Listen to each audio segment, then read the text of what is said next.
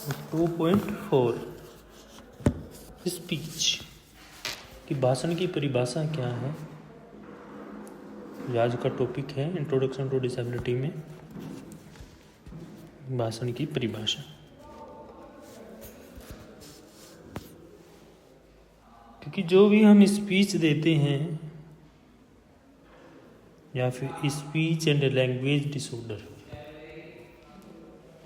अगर यहाँ पे स्पीच की बात करें, भाषण की बात करें, हम कोई बात कह रहे हैं, वो बात हम एक दूसरे से कह रहे हैं, वो ओरल कम्युनिकेशन जिसको हम बोलते हैं, वो मौखिक संचार। क्या बोलते हैं? मौखिक संचार, जिसमें भाषा, स्वर और व्यंजन ध्वनि से, साउंड से निकल के आती है, स्वर और व्यंजन के रूप में।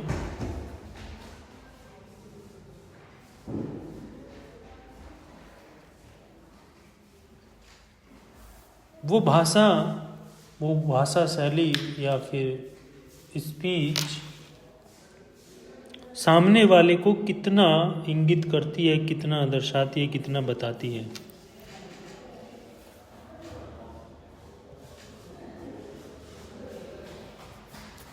तो definition of speech: a human being communicates verbally using language.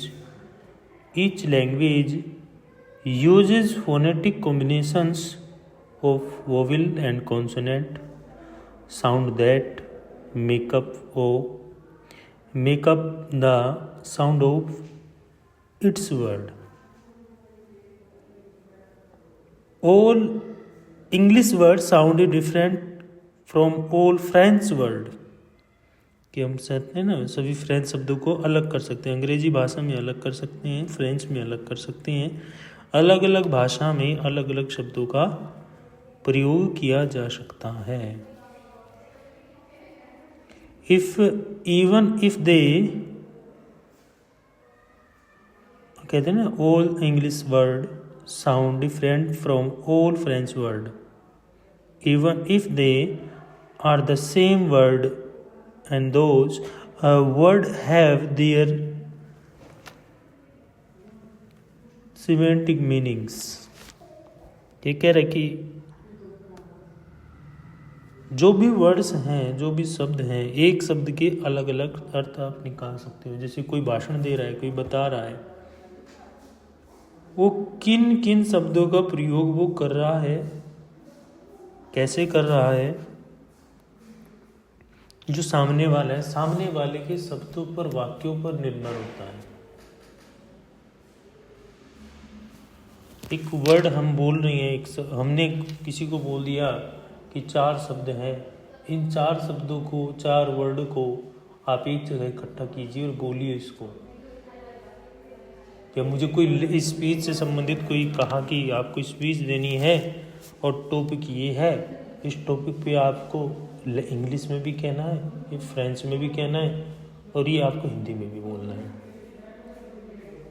पहले आप इंग्लिश में देख लीजिए, फिर फ्रेंच में देख लीजिए, हिंदी में देख लीजिए, जैसा आपको सूटेबल हो।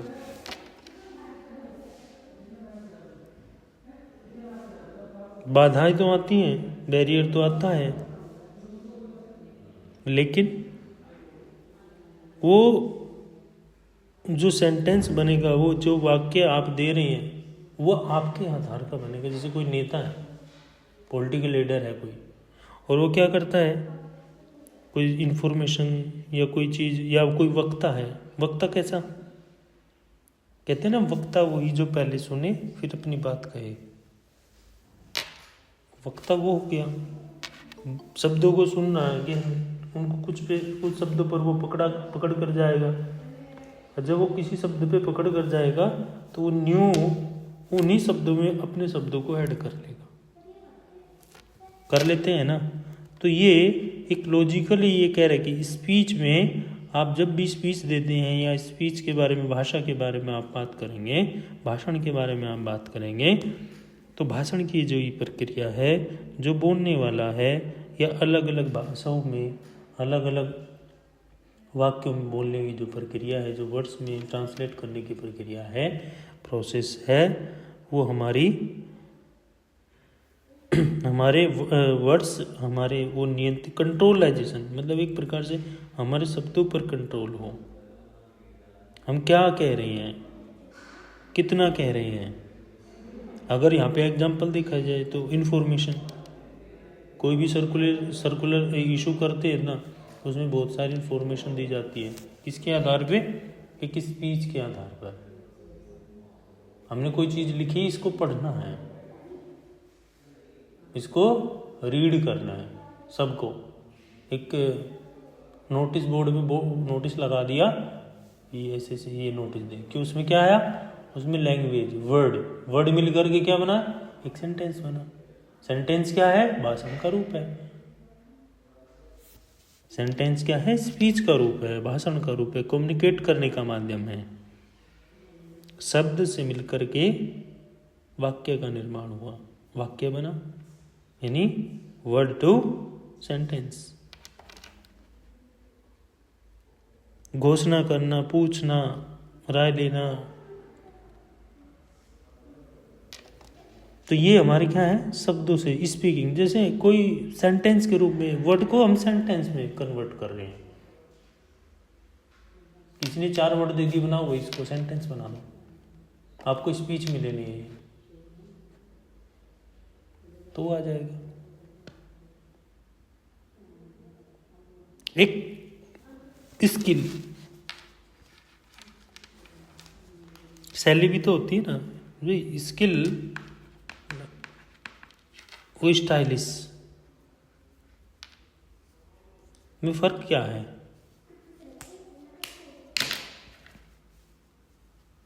स्किल स्टाइलिश में फर्क क्या है, डिफरेंट क्या है? एक व्यक्ति पढ़ा लिखा नहीं है, मान लीजिए एक व्यक्ति पढ़ा लिखा नहीं है और उसको बोल दे कि आपको ये चीज़ें बोलनी है, कैसे? वो तो कर नहीं पाएगा। नहीं कर पाऊंगा, कैसे नहीं? टेलीप्रॉम्प्टर,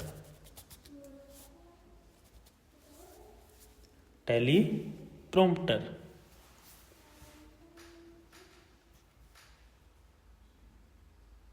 जिसको हम स्वर शैली के रूप में प्रयोग करते हैं, गति के रूप में प्रयोग करते हैं। स्पीड, हमारी बोलने की स्पीड कितनी है, हमारी जो हम चीज़ बता रहे हैं वो किसी दूसरे की समझ में आ रही है। हमने बोल दिया कि आपको स्पीच देनी है, दीजिए भाई, अब बोल के स्पीच दे के हम निकल गए, अब दूसरों को समझ में नहीं आया कहा क्या। उच्चारण पर, लाउडली उच्चारण का भी इसमें प्रभाव पड़ता है।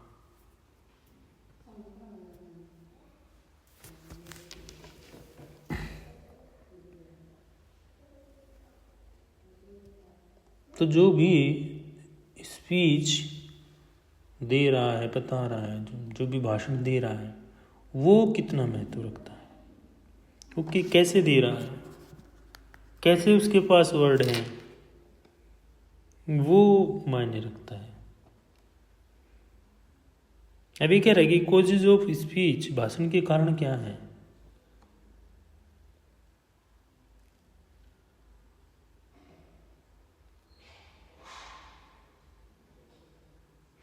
अब यहाँ पे 2 चीज़ें हो सकती हैं।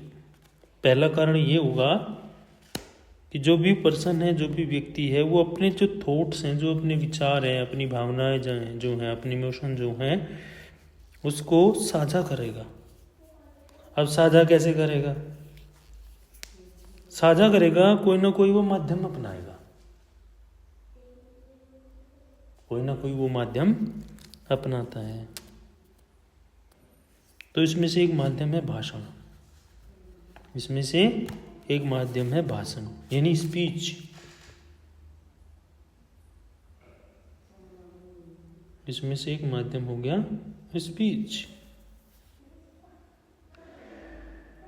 तो व्यक्ति क्या कर सकता है, उसमें दृश्य और अदृश्य, जो दिख रहा है और जो नहीं दिख रहा है, उनके साथ भी बातचीत कर सकता है। कह तो रहा है ना कि first reason is that it provides a means for individuals to share their thought and feelings. Through speech, individuals can communicate with their visible and invisible audience, thereby enhancing social and cultural transmission. जिससे क्या कर सके, जिससे सामाजिक और सांस्कृतिक संचरण बढ़ता है, सोशल और कल्चर। भाई हमें अपने विचार बताने हैं, अपने थॉट्स बताने हैं, अपने सुझाव देने हैं, तो हमें कोई तो माध्यम चाहिए। तुमने ना तो लिखने का माध्यम अपनाया, ना हमने सुनने का माध्यम कोई अपनाया कि सुनेंगे हम तो बोलेंगे। भाई हमें तो क्या करना है, बताना है।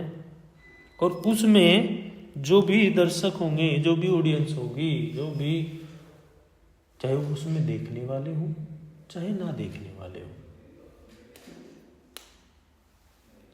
वो दोनों से संवाद कर सकता है, बातचीत कर सकता है, कम्युनिकेट कर सकता है। ओके। सेकंड, दूसरा जो भाषण का एक प्रमुख, एक महत्वपूर्ण शिक्षात्मक कौशल है, क्या है? शिक्षात्मक कौशल। क्योंकि ये एजुकेशन को, शिक्षा को सीखने का माध्यम होता है, जो ज्ञान और जागरूकता को बढ़ावा देता है। इसको, ज्ञान को और जागरूकता को।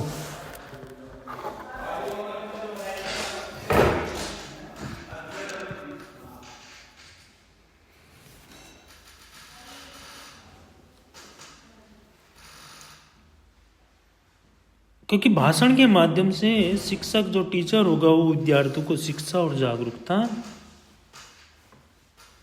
करते हैं, शिक्षा भी देते हैं और जागरूक भी करते हैं।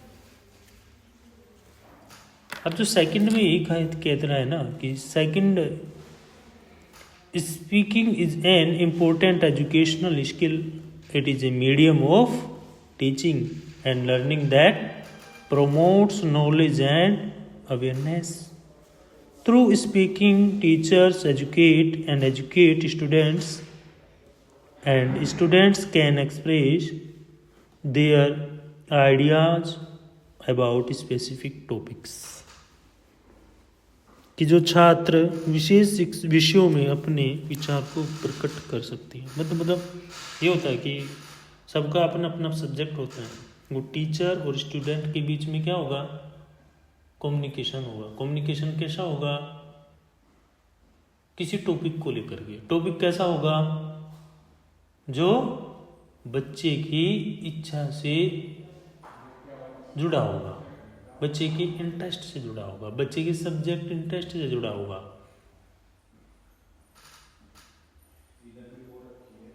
क्योंकि वो अपनी तरफ से कोई सब्जेक्ट ले सकता है, उससे बातचीत वो कर सकता है टीचर के माध्यम से।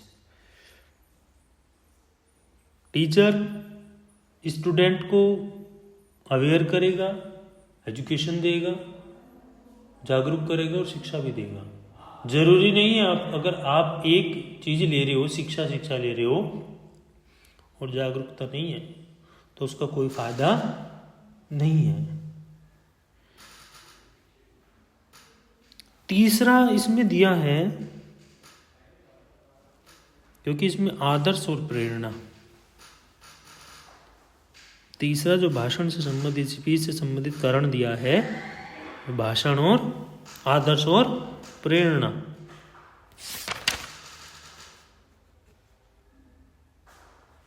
क्योंकि मोटिवेशन देते हैं ना, मोटिवेशन हम लेते हैं, वीडियोस देखते हैं कि फलाने इतने काम कर लिए, इतने अच्छे पद पर चला गया, तो उससे बुलाएंगे, अभी आपने क्या क्या काम किए, कैसे आप इतनी ऊंचाई पर पहुंचे। तो उसका सीधा सा प्रभाव किस पे पड़ेगा, सामने वाले पर, कि पॉजिटिव डायरेक्शन। तो third speech can be role models and a source of inspiration. Through this, a person can influence other in a positive direction to achieve his objectives. तो मतलब जिससे क्या हो, जो व्यक्ति है वो अपने उद्देश्यों की प्राप्ति कर सके।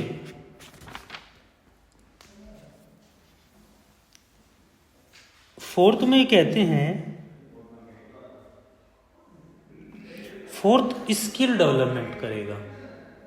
जो चौथा कारण है वो स्किल डेवलपमेंट है।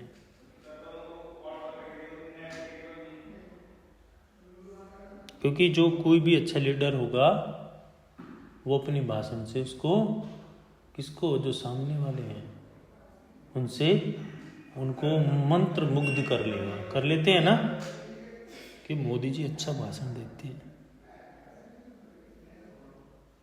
हैं ना, कौन कौन मानता है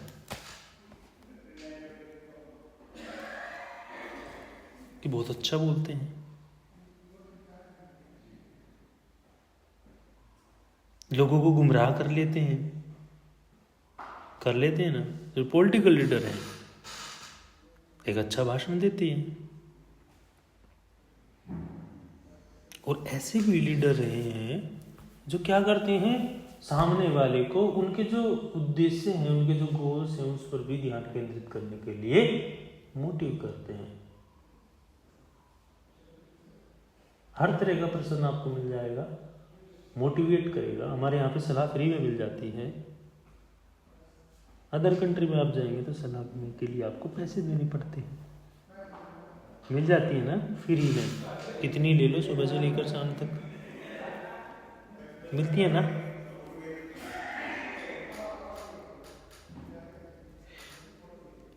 तो ये भी हमारे उद्देश्य की पूर्ति करता है। और दूसरा एक मार्गदर्शन का भी ये काम करता है। Fourth speech promotes leadership skills. A leader can inspire and guide follower toward their goals. अगर हम भाषण का कंक्लूजन निकालें, सारा महत्वपूर्ण आवश्यकता क्या है, क्या नीड है, सामाजिक, सोशल है, एजुकेशन है, मोटिवेशन है, तो भाषण क्या है, स्पीच क्या है, इन पर काम करती है। सोशल पर, एजुकेशन पर, मोटिवेशन पर, और जाने पता नहीं कितने कितने रोल हैं जो हमारे आसपास हैं। क्योंकि ये एक पावर से भरा हुआ, एक एनर्जी से भरा हुआ माध्यम है।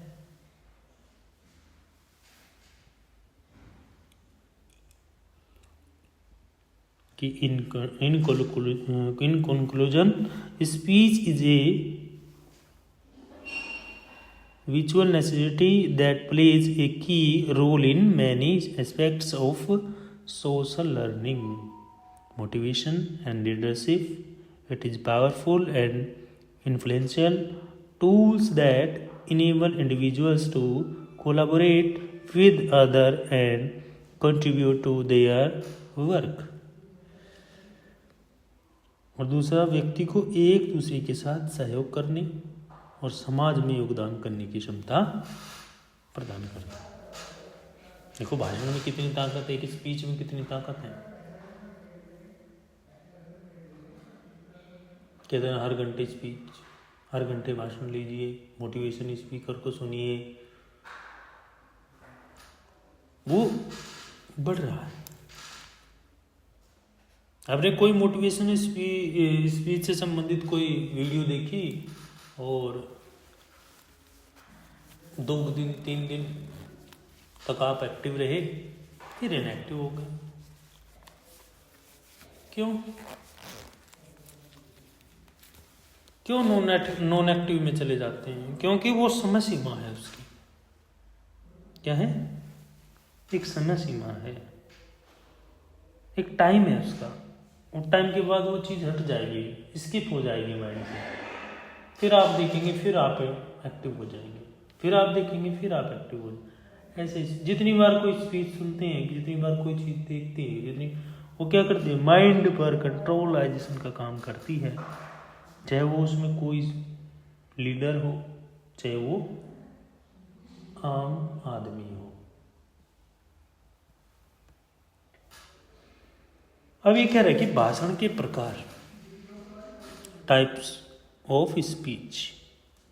इस यूनियन ने भाषण के जो प्रकार हैं उसको टू पार्ट्स में डिवाइड किया। एक तो है ओरल स्पीच, दूसरा है रिटन स्पीच। एक मौखिक है और दूसरा लिखित है। एक मौखिक, दूसरा लिखित, जिसको हम बोल करके बता रहे हैं, oral. Oral speech, the expression of one's feelings and exchange of through and sound signals accepted by the society is called oral speech. समाज द्वारा स्वीकृत ध्वनि, संकेत, भाव अभिव्यक्ति, विचार मौखिक भाषण कहलाता है। विचार, अपने विचारों को आधार देना, बताना, दूसरों के सामने रखना, अपनी बातचीत करना। कहते हैं ना 2-2 घंटे 3-3 घंटे बहुत सारे लोग हैं जो डिस्कशन करते रहते हैं। एक टॉपिक ले लिया, 2 टॉपिक ले लिए, 3 टॉपिक ले लिया। ओरल कम्युनिकेशन चल रहा है, ओरल स्पीच चल रही है। ये बताइए,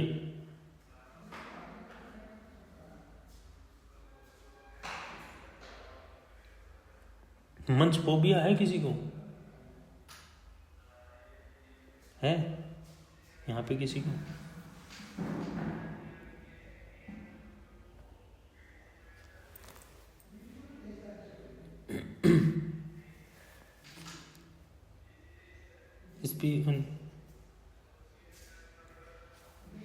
स्पीच कर लेते हैं, नहीं कर लेते हैं? कोई जो स्पीच कर लेते हैं?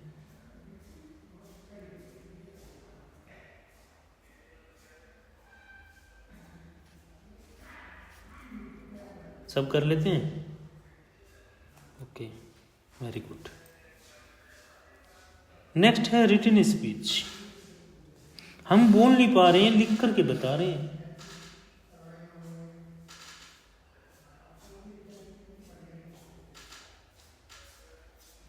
क्योंकि जो भी हम भाषण दे रहे हैं, ऐसा भी हो सकता है कि अगर हम कोई बात बता रहे हैं, स्पीच दे रहे हैं, उससे पहले वो चीज़ लिख लो। बहुत बार क्या होता है कि मैं नहीं बोलूँगा, मैं तो लिख के बताऊँगा। मैं नहीं बोलूँगा, मैं तो लिख के बताऊँगा या लिख के बताऊँगी।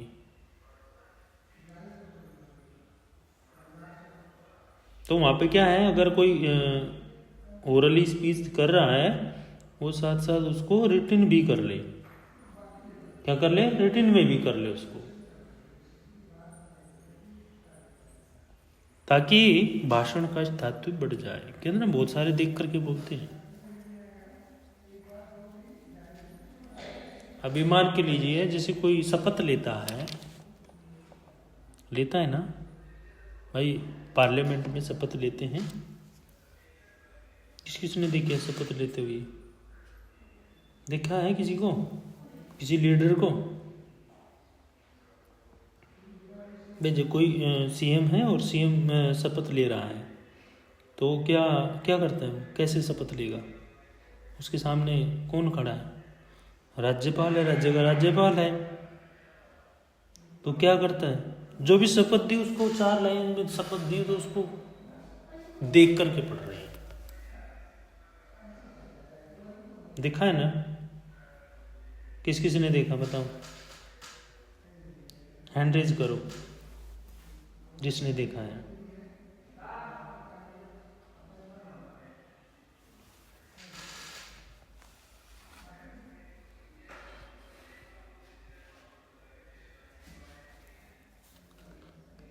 क्यों योगिता, देखा है? एक मेंबर ऑफ पार्लियामेंट, एक संसद का सदस्य और स्पीच दे रहा है, वो भी कहीं में पढ़ करके। जिसको चार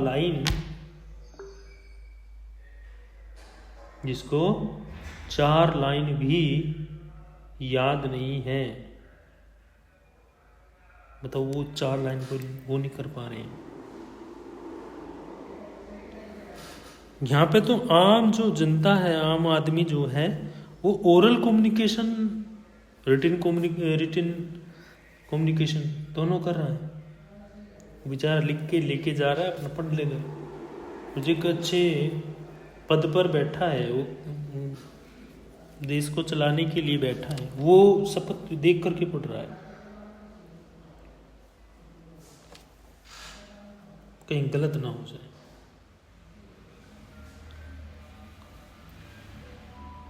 तो यहाँ पे अगर हम बात करें तो स्थायित्व थोड़ा सा ये बढ़ जाएगा कि अगर आपके पास ओरली आप किसी चीज़ को बोल रहे हो, बता रहे हो, तो फिर आपके पास थोड़ा रिटिन में भी होना चाहिए।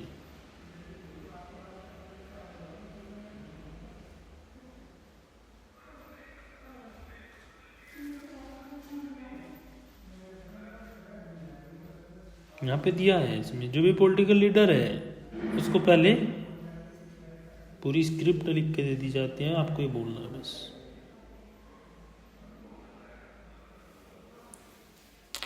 इसमें कह तो रहा है रिटन स्पीच में कि before giving an oral speech prepare the speech. It is essential to preserve a speech in a permanent form which requires a written form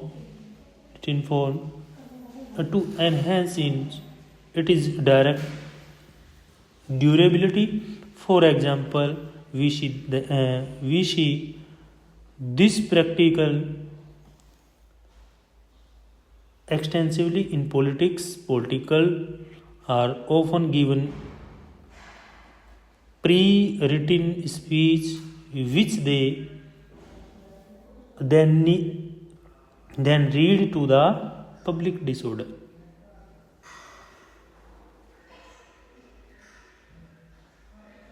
Then read to the public. तो यहाँ पे जो मतलब एक नेता को पहले क्या है, वो चीज़ लिख कर दे दी जाएगी जिसको वो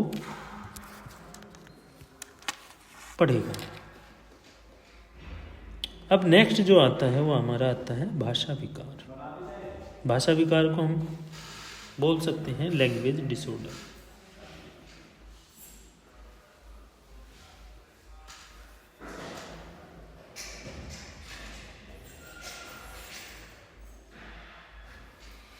तो इसमें लैंग्वेज डिसऑर्डर जो है, इसमें आ जाएगा कि भाषण की उत्पत्ति के लिए क्या है, हमारी वाणी।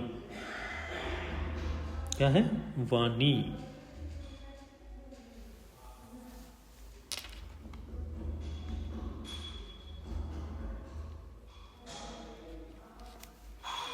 अब वाणी जो है वो विभिन्न चरणों की प्रक्रिया है, और उस वाणी का सामान्य होना जरूरी है। कि definition of language disorder from the origin of speech, it is very important that the functioning of various stages involve in our speech production in normal.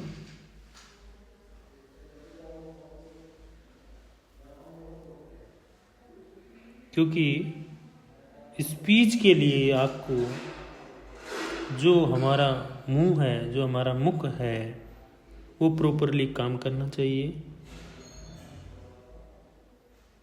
क्योंकि अगर ये जो हमारा मुंह है वो अच्छे से काम नहीं कर रहा है, हमारी जो वॉइस है वो किसी प्रकार से नहीं आ पा रही है, तो मतलब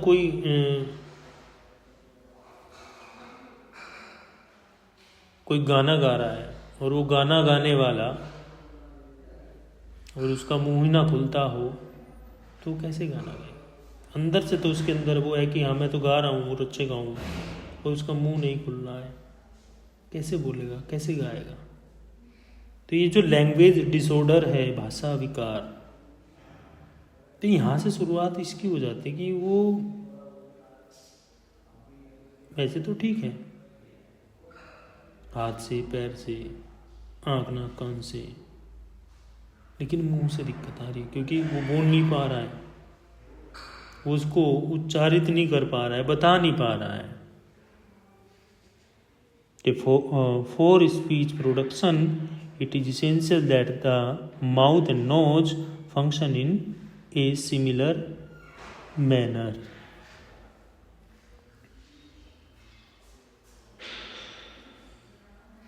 और दूसरा इसमें हियरिंग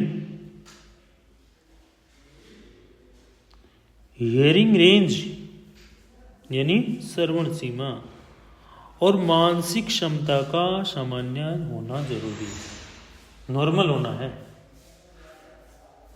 कोई ऐसा केस ना हो कि आप मेंटली वो डिस्टर्ब है, मानसिक रूप से सक्षम है ही नहीं वो,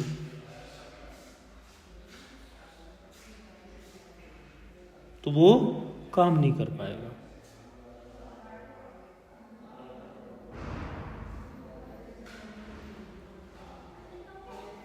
क्योंकि हमें बोलने और सीखने से पहले हमें किसी चीज को सुनना और समझना पड़ेगा। क्या करना पड़ेगा?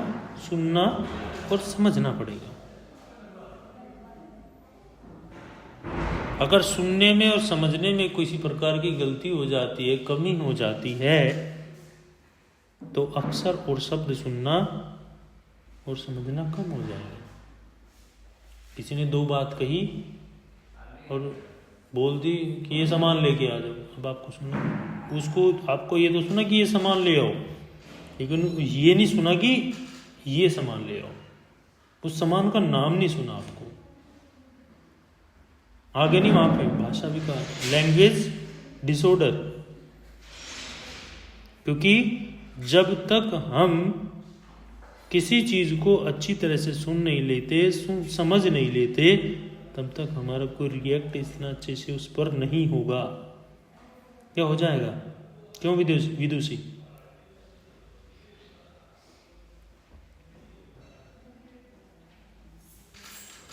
रिएक्ट कर पाओगे अगर कोई चीज हमें अच्छे से नहीं सुनी और आधी अधूरी सुन गई।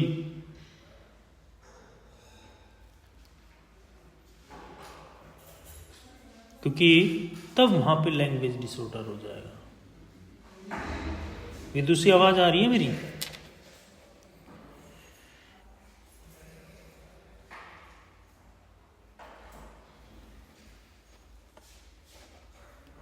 तो कह रहा है कि along with this it is also very important that the hearing range and mentality are normal, because whatever we speak or learn, we listen and understand it well. If there is any kind of deficiency in listening and understanding, then the effect and listening and understanding of words read us, due to which disorder in language start occurring. तो यहाँ से शुरुआत इसकी हो जाती है, उत्पत्ति होना शुरू हो जाती है जब हमें कोई चीज़ कम सुनाई दे, कम समझ में आए, तब हम उस पर रिएक्शन किस प्रकार से करते हैं। जितनी हमें सुनाई दी उतना हमने दी। अब मैं भी बताता कि हमें किसी ने कहा कि ये सामान ले आओ, उस सामान का नाम हमें नहीं सुना, बाकी सुना कि ये सामान ले आओ। अब सामान क्या ले आए, हम फिर दोबारा से पूछते हैं, दोबारा से भी इतना ही हमें सुना, हम तीसरी फिर वो जोर से बोलेगा। तो ये जो जोर से बोलने वाली जो प्रक्रिया सामने आ रही है वो लैंग्वेज डिसऑर्डर है। अब भाषा विकार के कारण क्या है? इसके कारण क्या है कि लैंग्वेज डिसऑर्डर के जो कारण है वो क्या है? कॉजेज उसकी क्या है? कॉजेज ऑफ लैंग्वेज डिसऑर्डर कि बोलने में बाधा आ रही है।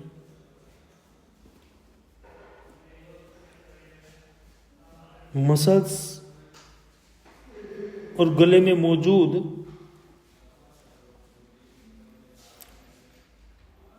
अब ये क्या कहता है कि damage to the vocal cord, vocal cord damage हो गया है, मतलब हम किसी भी चीज़ को अगर या तो सुन नहीं पा रहे अच्छे से या समझ नहीं पा रहे हैं,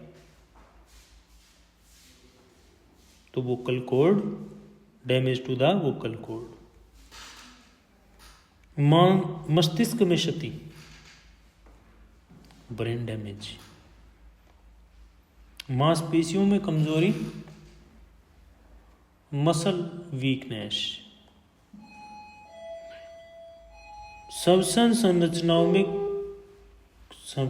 संरचनाओं में कमजोरी, वीकनेस इन रेस्पिरेटरी स्ट्रक्चर्स।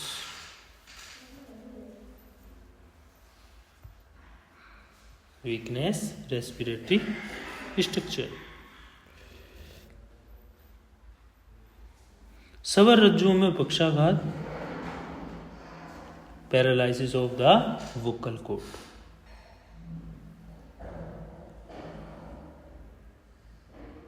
तो ये जो कारण हैं 6 से 7 कारण हैं। स्ट्रोक्स हो गया, वोकल कॉर्ड पैरालिसिस हो गया, तो जो एक भाषा विकार में बाधा उत्पन्न करते हैं।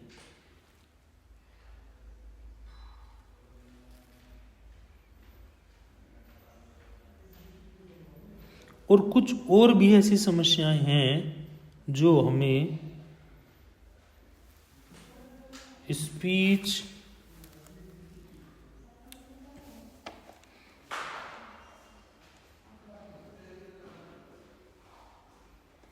तो एक्सपीरियंस स्पीच प्रॉब्लम्स। सबसे पहला आ जाएगा आत्म केंद्रित, जिसको हम ऑटिज्म बोलते हैं। ध्यान की समस्या, ध्यान नहीं लगा पा रहे हैं, मतलब किसी ने बात कही और सुनने की तो हमने सोचा कि जल्दी से इसकी बात सुने, लेकिन वो ध्यान नहीं रह पाई क्या कहा था। दूसरे से पूछेंगे, तीसरे से, अरे सर ने क्या बोल रहा था, मतलब ध्यान नहीं है। मौखिक कैंसर,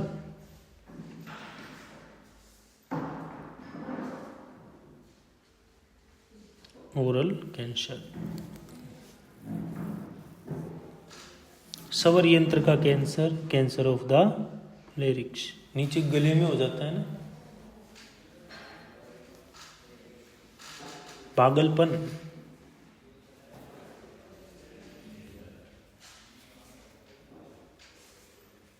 एक डिजीज होती है हंटिंगटन डिजीज, वो सीधी हमारे पूरे गले को प्रभावित करती है, इफेक्टिव करती है।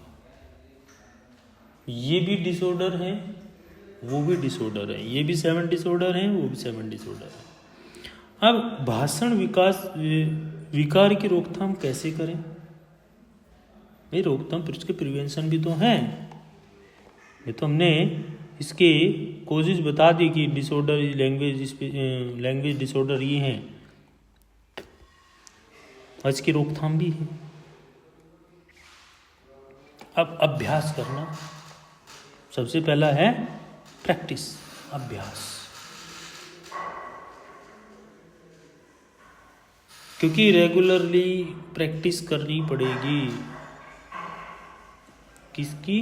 स्पीच स्किल या लैंग्वेज स्किल।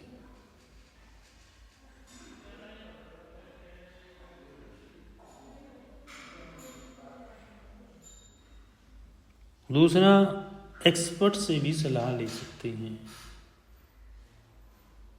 जो एक्सपर्ट्स हैं उनसे भी सलाह ले सकते हैं। दूसरा है अधिक प्रयोग।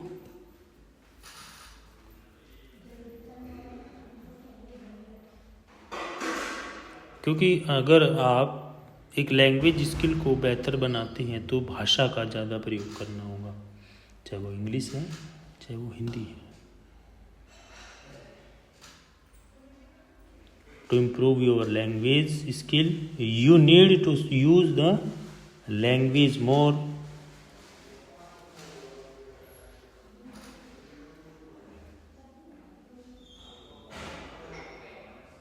शब्दकोश और व्याकरण सुझाव। शब्दकोश और व्याकरण सुझाव कि व्याकरण और शब्दकोश का सही उपयोग करना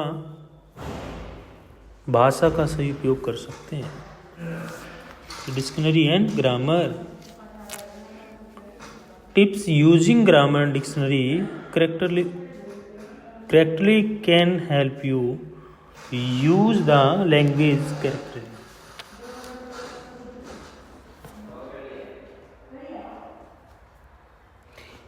नेक्स्ट है संवाद और सुनने में विशेष सावधानी। संवाद मतलब बातचीत और सुनना, बातचीत करना और सुनना।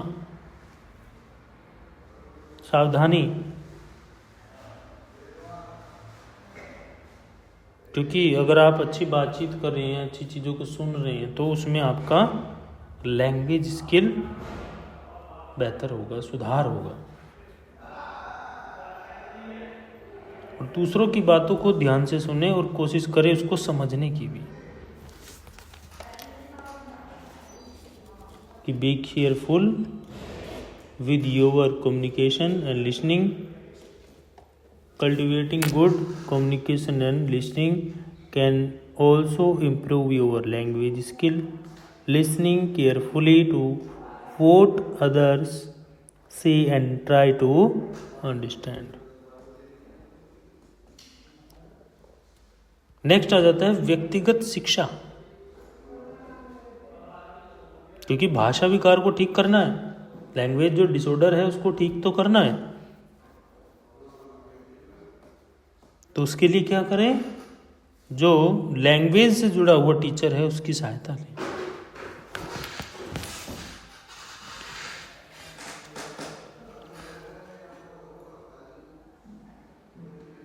क्योंकि जो शिक्षक होगा, जो टीचर होगा, जो स्पेसिफिक नीड है उसके अनुसार एक प्रोग्राम, कैरिकुलम तैयार करेगा। Individualized education. If a language disorder needs treatment, seek the help of a language teacher. The teacher can design a specific program based on your specific need.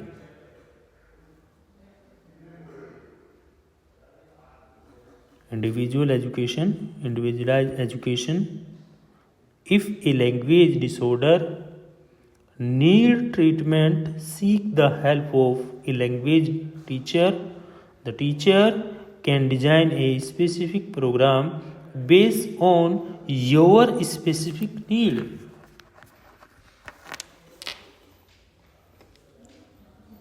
Next आ जाता है सावधानी और संयम, स्वयं समीक्षा। सावधानी बरतनी है और खुद की समीक्षा करनी है। समीक्षा का मतलब मूल्यांकन।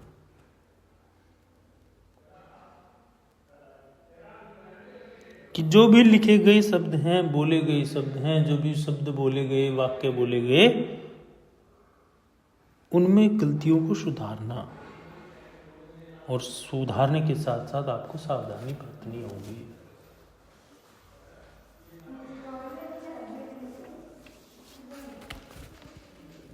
Carefully and self-review. Be carefully to review the sentence written or spoken and correct mistakes. Correct mistakes.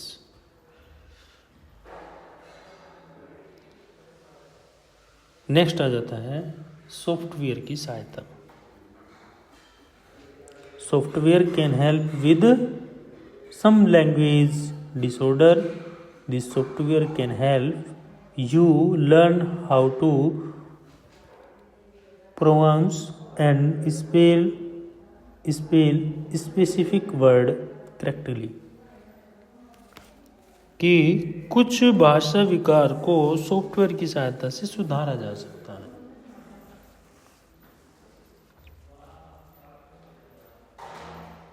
क्योंकि सॉफ्टवेयर की सहायता से विशेष शब्द,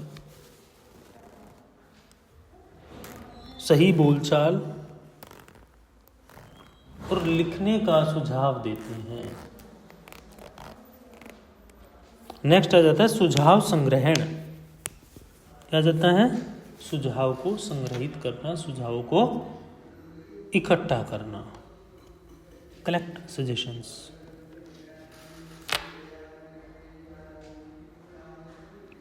ये कह रहे कि जो एक्सपर्ट्स हैं, जो फ्रेंड हैं, जो टीचर हैं, उनके सुझाव लें, उनके सजेशन लें, उनकी सहायता से अपने भाषा कौशल को सुधार सकते हो।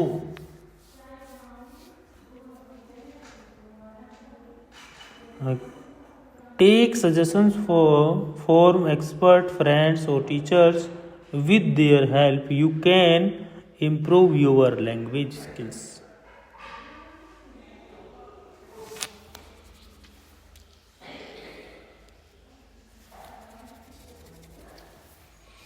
नेक्स्ट है संशोधन और संवाद समूह में शामिल होना। संशोधन और संवाद समूह, जो ग्रुप है जो कुछ संशोधन कर सकते हैं, और किसके सहायता से? बातचीत की सहायता से, कम्युनिकेट की सहायता से।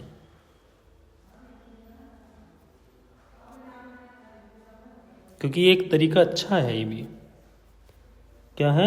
ये भी एक तरीका अच्छा है जिसमें समूह में शामिल होकर, एक ग्रुप में शामिल होकर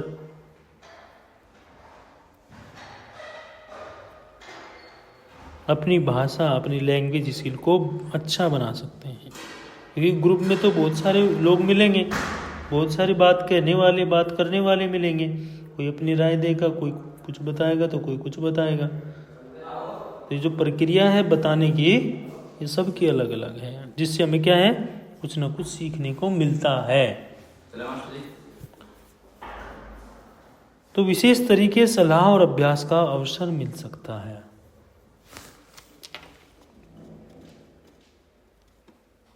कहते हैं ना, join revision and discussion group.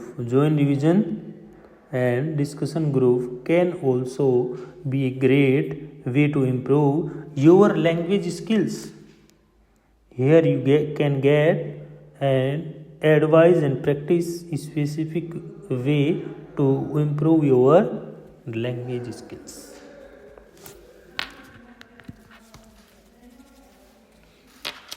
तो ये चीजें इसमें आ जाएंगी। सहायता प्राप्त करें।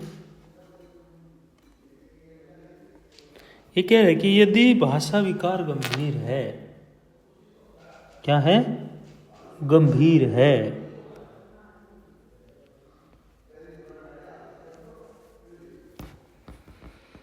तो आपको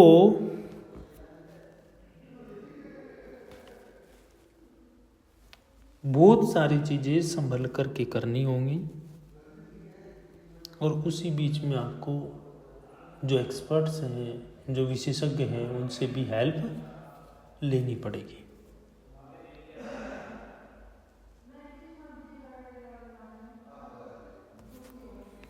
तो ये सारी चीजें आपकी इसमें आ जाएंगी।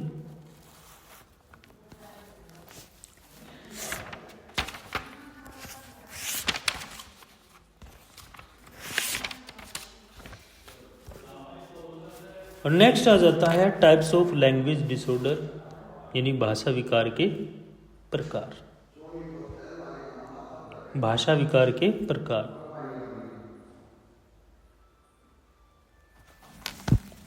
अब जो भाषा विकार के जो प्रकार हैं, सबसे पहला जो डिस्फेजिया।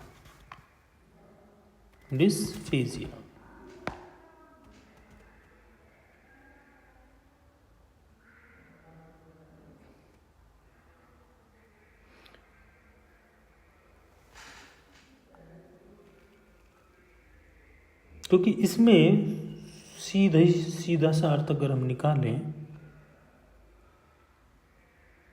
एक प्रकार की डिसेबिलिटी है जो बच्चों में अधिक होती है, भाषा और समझ की, लैंग्वेज एंड अंडरस्टैंड।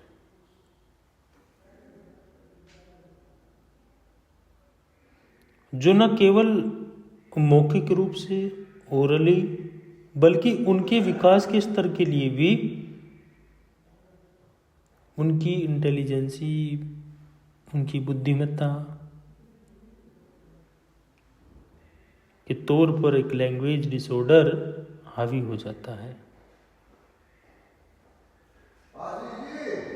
क्योंकि पढ़ने में और लिखने में भी ये डिसऑर्डर हो सकता है।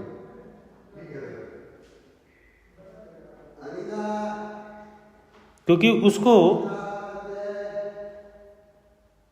लैंग्वेज प्रॉब्लम, यानी बच्चे में क्या होगा, लैंग्वेज प्रॉब्लम, बच्चे में भाषा संबंधी समस्या उत्पन्न होगी।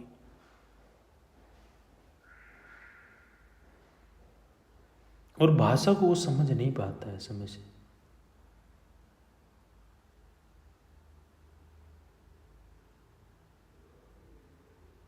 क्योंकि ऐसे बच्चे अगर डिस्फेजिया से पीड़ित हैं, उन बच्चों की जो वर्ड्स की लिमिट है वो भी सीमित है।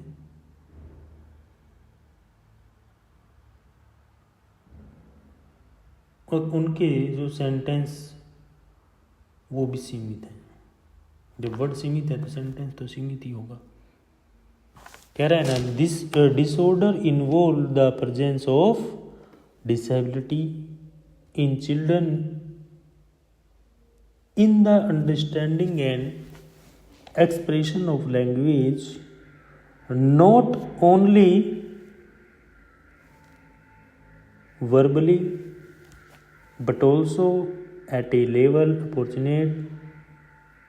appropriate to their development level of intelligence. Language disorder or dysphasia may be development in other aspects such as written language or reading, or the child may have problems and expressive receptive language meanings. The problem may be at the level of the defect in transmission of language or understanding. Children with this disorder usually have a limited vocabulary and limited grammatical structure. मतलब उसकी जो सारी चीजें, जो प्रक्रिया है वो क्या है, सीमित होंगी, शब्द कम होंगे, सेंटेंस भी कम ही होगा। और ये खासकर बच्चों में ज़्यादा होता है। ये ज़्यादा से ज़्यादा जो बच्चे होंगे, ये 6 to 10, 6 to 10 के रेंज के जो बच्चे हैं उनमें ज़्यादातर ये डिसेबिलिटी होती है। इससे पहले बच्चा पहले से ही कम करता है, लेकिन इसमें और ज़्यादा कम हो जाता है।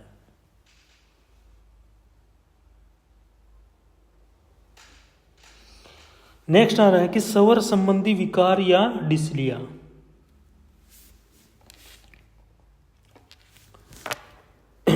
इसमें क्या होगा, इसमें मुख्य मौखिक भाषा विकारों में से एक विकार है, एक डिसेबिलिटी है जिसे हम डिस्लिया कहते हैं।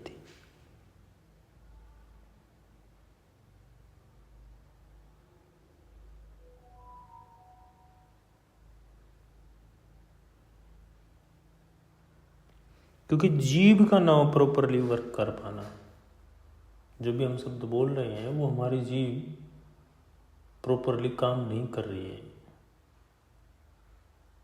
तो ये जो सारी जो जड़ चली है वो हमारी जीभ से चली है। ये जीभ को जो है ना तोड़ने मोड़ने से रोकती है। किसी हम शब्द का उच्चारण कर रहे हैं, बता रहे हैं, तो ये उसको रोक देगी।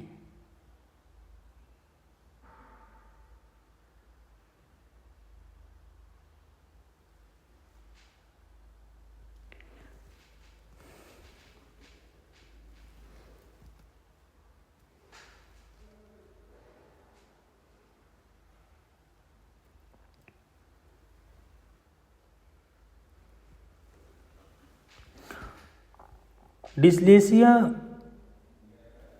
is one of the main spoken language disorder. It is defined as a disorder characterized by distinct errors in the articulation of words. The most common are substituents of sound,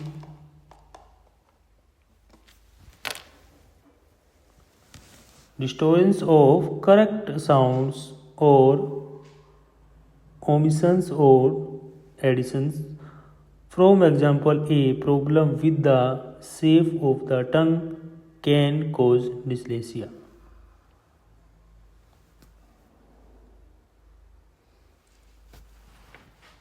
तो इसमें सबसे ज़्यादा इफेक्टिव जो हो रही है वो एक जीभ हो रही है। आप किसी शब्द को, किसी सेंटेंस को प्रॉपरली नहीं कह पा रहे हैं, बता नहीं पा रहे हैं, तो डिसेबिलिटी आप पर हावी है। डिस्फेमिया के में क्या होता है? डिस्फेमिया में हकलाना, ये भी एक डिसेबिलिटी है जिसमें हकलाया जाता है।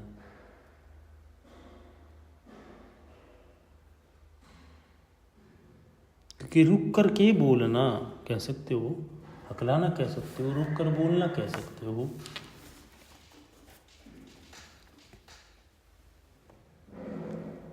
डिस्फेमिया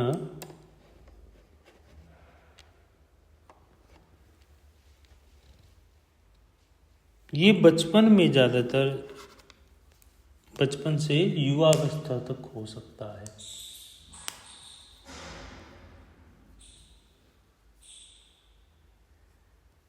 और ये लैंग्वेज कम्युनिकेशन को इफेक्टिव करेगा।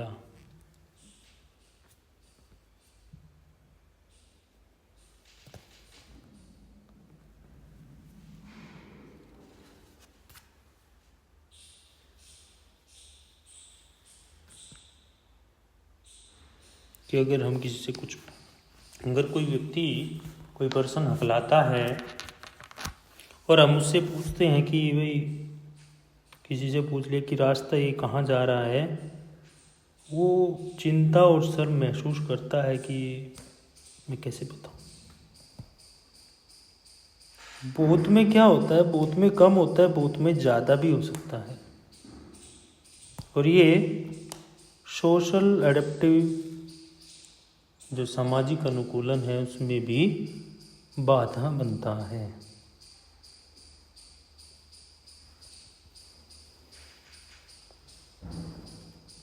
डिसर्थिया, नेक्स्ट है डिसर्थिया। ये न्यूरोलॉजिकल प्रॉब्लम है, यानी न्यूरोलॉजिकल समस्या है। इसका कारण क्या है? इसका रीज़न ये है, जो माउथ है, जो मुंह है, और मांसपेशियां जो हैं, जो भाषण का उत्सर्जन करती हैं, वे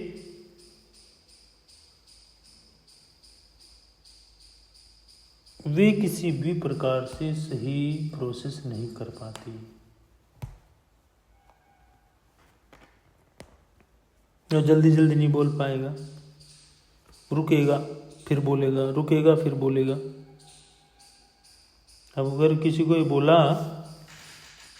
कि आप ये काम कर लीजिए, तो फिर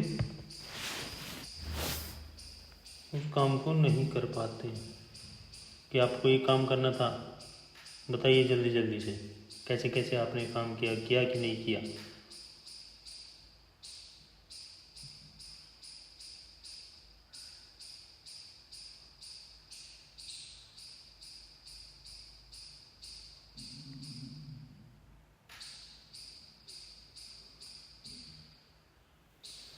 तो ये चीज़ें हैं।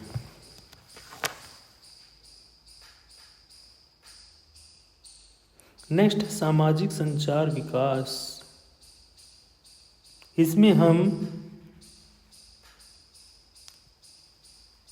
कोई भी समस्या का सामना नहीं करते, कोई भी ऐसी प्रॉब्लम नहीं है जिसमें हम समस्या का, इसमें सिर्फ एक चीज़ आ जाएगी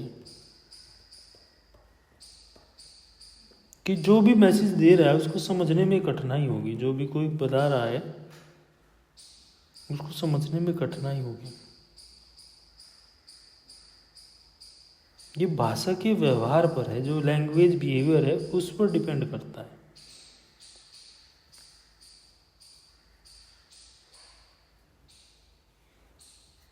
कि हम दूसरे को किस प्रकार से बता रहे हैं, समझा रहे हैं।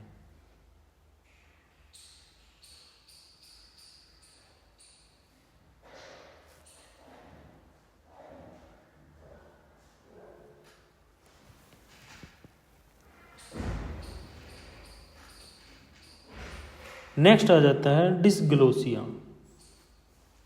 डिसग्लोसिया, ये डिसग्लोसिया एक ऐसा विकार है, एक ऐसी बीमारी है, एक ऐसा डिसऑर्डर है जो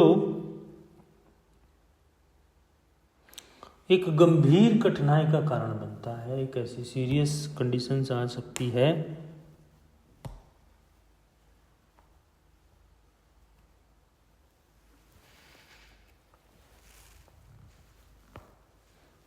ये डिजीज, ये विकार, ये डिसऑर्डर, ये जन्मजात हो सकता है। ये जो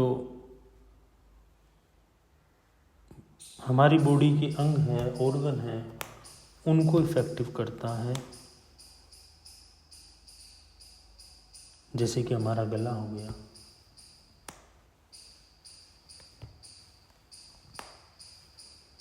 बचपन से ही आवाज़ ना आ पाना,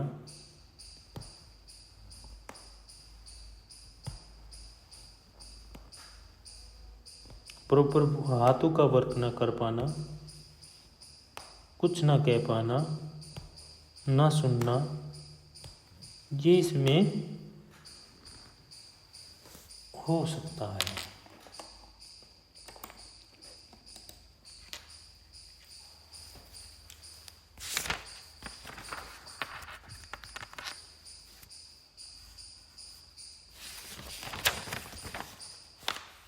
कल हम बात करेंगे 2.5 पर। 2.5 डीप ब्लाइंडनेस और multiple disability. Deep blindness and multiple disability.